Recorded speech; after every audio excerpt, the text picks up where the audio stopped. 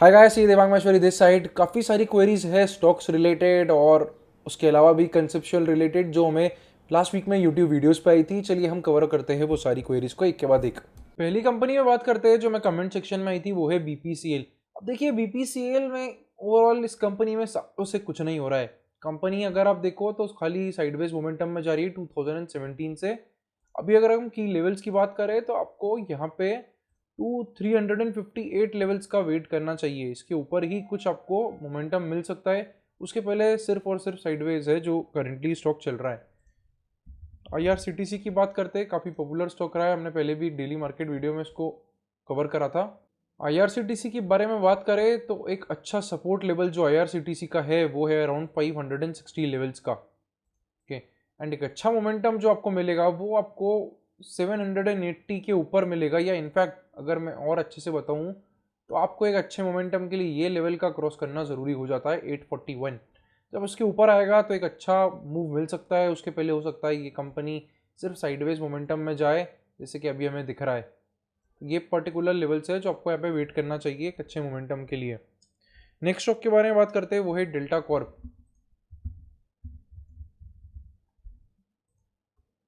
Delta Corp stock देखे तो ये भी कुछ ऐसा खास ट्रेंड पिकअप कर नहीं रहा है।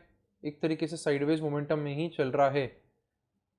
मंथली चार्ट पे जाके देखते हैं तो एक अच्छा सपोर्ट जोन जो है स्टॉक का, एक बहुत बड़ा सपोर्ट जोन जो है वो है 165 लेवल्स का। ठीक है, और ऊपर साइड पे देखें तो एक बड़े मोमेंटम के लिए ये ब्रेकआउट जरूरी हो जाता है। अब देखिए मंथली चार्ट से ना काफ़ी चीज़ें इजी कर देते हैं। अगर आपको बड़ा मोमेंटम समझना है कंपनी में तो मंथली चार्ट पे जाके देखिए अगर। और अगर आप उससे छोटे टाइम फ्रेम में जाते हैं तो स्विंग ट्रेडिंग और 10 दिन 20 दिन 25 दिन काइंड ऑफ चीज़ें वहाँ से आराम से निकल सकती है।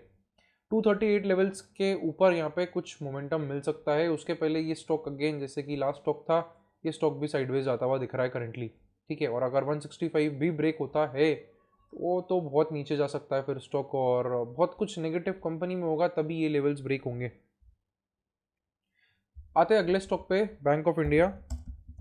हम थोड़ा जल्दी जल्दी कर रहे हैं, बहुत डिटेल में एनालिसिस नहीं कर रहे क्योंकि काफ़ी सारे स्टॉक्स कवर करने हैं यहाँ पे।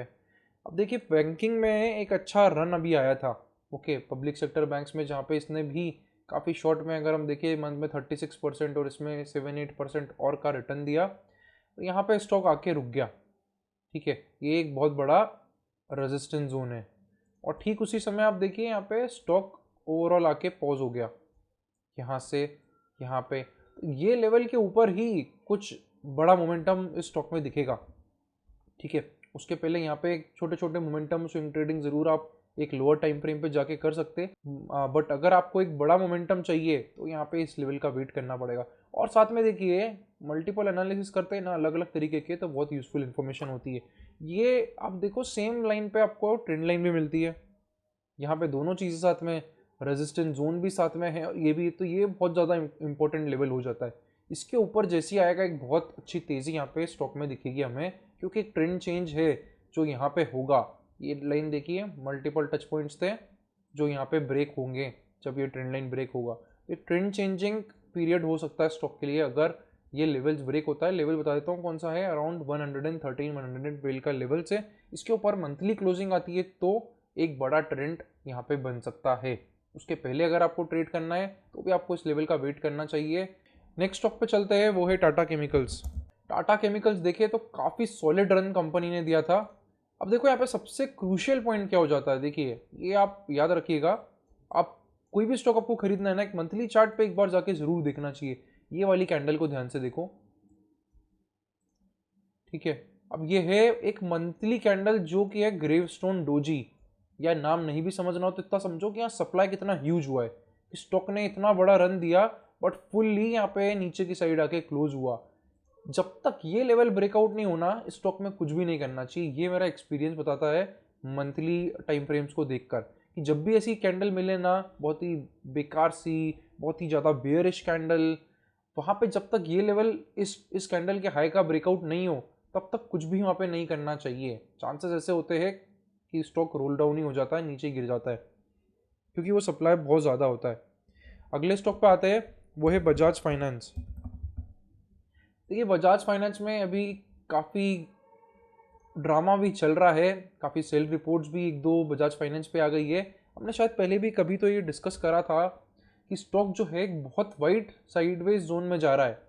ठीक है, ये देखिए किस तरीके से हमेशा ही मूविंग एवरेजेस से सपोर्ट लिया है, यहाँ पर, यहाँ पर, यहाँ पर, यहाँ से फिर फटाफट ऊपर चला गया, यहाँ से। जब भी सपोर्ट लेता है ना ये मूविंग एवरेजेस से, अगले 10-12 महीने बहुत अच्छे रहते हैं, बहुत सुपर रिटर्न बना के देता है। ठीक है, बट इस बार क्या हुआ, यहाँ पे गया और कुछ भी रिटर्न नहीं दिया। एक तरीके से एक लॉस ऑफ स्ट्रेंथ है जो ये चीज़ बता रहा है कि जो हिस्टोरिकली ये मूविंग एवरेज इतना अच्छा सपोर्ट दे रहा था, जहाँ से इतना अच्छा रन बार बार हमें दिख रहा था, सिर्फ ऐसा नहीं कि 2-4 साल में, पिछले 10 साल में देखेंगे, 12 साल में देखेंगे तो हमेशा यही चीज़ रिपीट हो रही थी। बट अब ऐसा लग रहा है ये चीज़ रिपीट नहीं हो रही है, यानी कि यहाँ पे स्ट्रेंथ का लॉस है। स्टॉक हो सकता है काफ़ी समय साइडवेज मोमेंटम में चले जाए। ओके, तो अगर आप सोच रहे हैं यहाँ पे कोई बड़ा पैसा बनेगा या मैं आप यहाँ से मल्टीबैगर निकाल लूँगा बजाज फाइनेंस में, तो देखिए मल्टीबैगर बन तो सकता है पर 1-2 साल में तो कुछ नहीं होगा। ओके, आप 10 साल 15 साल रखेंगे तो ज़रूर है कुछ ना कुछ पैसा तो अच्छा कमा कर ही देगा। बट अगर हमें फास्ट कंपाउंडिंग करनी है, एक अच्छी कंपाउंडिंग करनी है, म्यूचुअल फंड्स को बीट करना है, और मोर इम्पोर्टेंटली अगर आपको एक्टिवली इन्वेस्ट करना है, ठीक है, अगर आपको देखिए 10-12% ही रिटर्न चाहिए तो क्यों यहाँ पे टाइम वेस्ट कर रहे हो। आप जाओ म्यूचुअल फंड्स में इन्वेस्ट करो या निफ्टी ETF ले लो और वहाँ पे इन्वेस्ट कर दो। यार दिन भर यूट्यूब वीडियो देखना, एक्टिवली ट्रैक करना न्यूज़ ये वो, it's just not worth it. ठीक है, तो बजाज फाइनेंस में साइडवेज मोमेंटम है जो लंबा चल सकता है, और अगर ब्रेकडाउन मिल जाता है ये 5200 लेवल्स के नीचे, तो फिर यहाँ पे हो सकता है लंबे समय स्टॉक कुछ भी परफॉर्म नहीं करे, इनफैक्ट नेगेटिव रिटर्न्स दे, तो वो भी आपको ध्यान रखना है। अगले स्टॉक की बात करते हैं, वो है IEX हमें कमेंट में आया था। यहाँ पे देखिए तो स्टॉक कुछ नहीं है, एक साइडवेज मोमेंटम में ही चल रहा है। स्टॉक में आपको अभी करंटली हम देखें तो अच्छा सपोर्ट जोन तो यही लो बनता है। ओके, यहाँ पे अच्छा सपोर्ट है, यहाँ पे इन कैंडल्स का भी सपोर्ट था, यहाँ भी सपोर्ट है। 130 एक बहुत अच्छा सपोर्ट जोन है। अब देखिए सपोर्ट जोन 130 बहुत अच्छा है, इसका मतलब ये नहीं कि इधर से स्टॉक बिल्कुल टच करके आगे भाग ही जाएगा कल ही। कितनी बार बहुत समय भी लग जाता है सपोर्ट पर ही स्टॉक को, यहाँ पर ही मोमेंटम ओवरऑल साइडवेज चले जाएगा। तो इसलिए मैं कभी सपोर्ट्स पे नहीं खरीदता हूँ, स्पेसिफिकली मंथली सपोर्ट्स में। आपको नहीं पता वहाँ 4 महीने रहेगा, 10 महीने, 2 साल, 3 साल, 4 साल, 5 साल, कोई तरीका नहीं निकालने का। तो यहाँ पे स्टॉक पे आपको वेट करना चाहिए, trend reverse in moving averages के ऊपर आ जाए, और ये लेवल्स पे भी आप ध्यान दे सकते हैं, विच इज़ 178 लेवल्स। इसके ऊपर थोड़ा मोमेंटम पिकअप हो सकता है, और उसके पहले ये सिर्फ एक साइडवेज तरीके से अभी करेंटली मूव कर रहा है। अगले स्टॉक पे आते हैं, वो है PFC काफ़ी इंटरेस्टिंग है। देखिए इस समय पर एक बहुत वाइड ब्रेकआउट है, और हमने ये देखिए हमने लास्ट जो मार्केट अपडेट वीडियो था उसमें भी हमने डिस्कस करा था निफ्टी पब्लिक सेक्टर एंटरप्राइजेस के। वो वीडियो नहीं देखा है तो वो भी देख लो, उसमें हमने बहुत सारे PSC companies, public sector enterprise index पे हमने बात करी थी, पावर सेक्टर के स्टॉक्स पे भी बात करी थी हमने।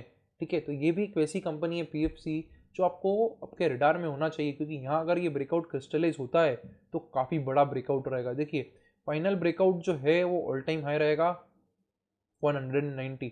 इसके ऊपर तो स्टॉक मानो आप बिल्कुल रॉकेट की तरह जाएगा, अगर 190 लेवल के ऊपर हमें अच्छी क्लोजिंग मिल जाती है। ठीक है, उसके पहले हम देखें तो वो 170 165 का एक अच्छा रेजिस्टेंस जोन है। ठीक है, ये दो रेजिस्टेंस जोन क्लियर होते ही स्टॉक में बहुत अच्छी तेज़ी आ सकती है, क्योंकि ओवरऑल पब्लिक सेक्टर एंटरप्राइज ही काफ़ी स्ट्रॉन्ग है इस समय पे। नेक्स्ट स्टॉक पे बात करते हैं हम, टाटा कम्युनिकेशंस पे। टाटा कम्युनिकेशन का स्टॉक, इसने भी सुपर रन दिया था बुल रन में। ओवरऑल ये स्टॉक देखे तो हम 250% गया था। अभी यहाँ पे देखे क्या हो रहा है स्टॉक में, क्लीन कट डाउन ट्रेंड है, कुछ ज़्यादा दिमाग लगाने का नहीं है इसमें। ठीक है, ये है एक अच्छी आपकी अपवर्ड साइड की रेजिस्टेंस। जब तक हमें ये ब्रेकआउट नहीं मिलता है, देखिए क्या होता है, इसका वेट करोगे ना तो हो सकता है ऐसा चले और कहीं आपको 1-1.5 साल बाद जाके ब्रेकआउट मिले। तो इस ट्रेंड लाइन के ब्रेकआउट का वेट करना, तब जाके यहाँ पे वापस से एक अच्छा मोमेंटम मिलेगा। तब तक हो सकता है ये, क्योंकि अभी देखो ये एक लोअर हाई बना है यहाँ पर। ठीक है, दैट मीन्स यहाँ पे एक ट्रेंड चेंज के साइन तो पूरे पूरे ट्रेंड चेंज के साइन हैं। और वो ट्रेंड डाउन ट्रेंड कितनी लंबी चलती है वो डिबेटेबल चीज़ है, कोई उसका स्पेसिफिक श्योर शॉट आंसर नहीं होता है। नेक्स्ट हम स्टॉक पे आते हैं, बात करते हैं CDSL पे। बात कर रहे हैं कि CDSL को बाय करे 970 से पहुंच रहा हूँ मतलब समझ नहीं आया, फिर भी चलिए देखते हैं। अच्छा 970 से आई थिंक इनके पास होल्ड है। ओके, तो इनकी एटलीस्ट कॉस्ट टू कॉस्ट होगा। अभी देखिए करेंटली पूरा डाउन ट्रेंड में स्टॉक, यहाँ पे कुछ भी नहीं करना चाहिए करेंटली। वेट करो ये ट्रेंड ओवर हो जाए, फिर से अप ट्रेंड चालू हो, सालों लग जाते हैं कभी कभी, तो पेशेंस रखना पड़ता है। तो अभी तो कोई ट्रेड नहीं है इसमें।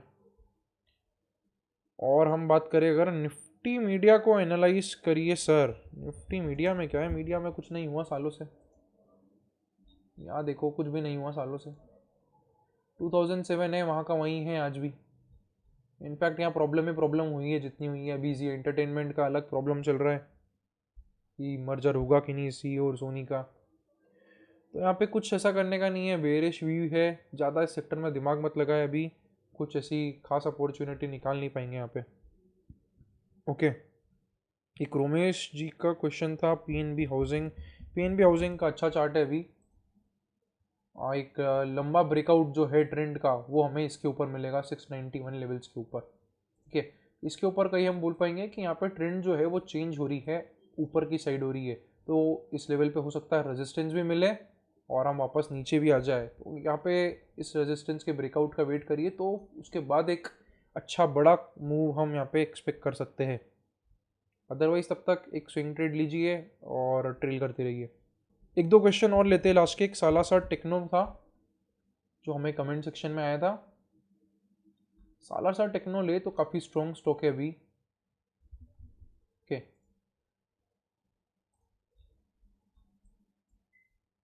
यहाँ पे स्टॉक अच्छा मोमेंटम लिया था, but I think overall market correction में ये भी साथ में करेक्ट होने लग गया। ओके, एंड नीचे की साइड अभी करंटली जा रहा है। स्टॉक में अगर हम देखें तो अपवर्ड ट्रेंड ही है करंटली, और यहाँ पे